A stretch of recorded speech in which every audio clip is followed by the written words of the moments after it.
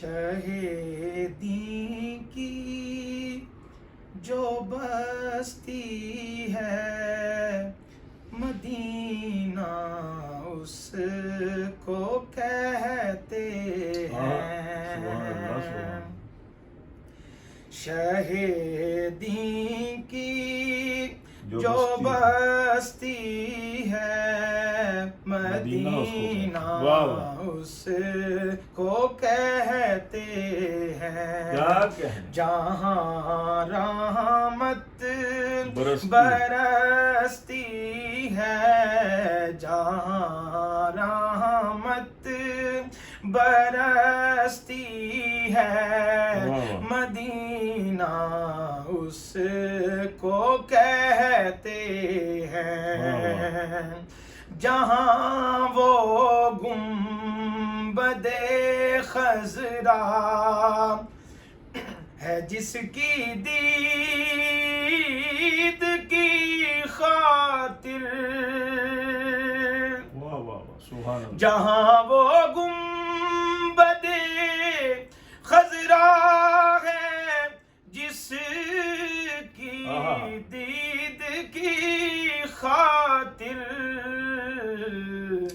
بھری دنیا ترستی ہے بھری دنیا ترستی ہے مدینہ اس کو کہتے ہیں. جہاں رحمت برستی ہے مدینہ اس کو کہتے ہیں. سلاموں کی درودوں کی خدا کے ذکر کی بارش سلاموں کی درودوں کی سلاموں کی درودوں کی خدا کے ذکر کی بارش جہاں ہر دم برستی ہے جہاں ہر دم برستی ہے مدینہ اس کو کہتے ہیں. بھری دنیا ترستی ہے مدینہ اس کو کہتے ہیں. شہیدی کی جو بستی ہے مدینہ اس کو کہتے ہیں. اور خدا کے نور سے روشن قرآن کے نور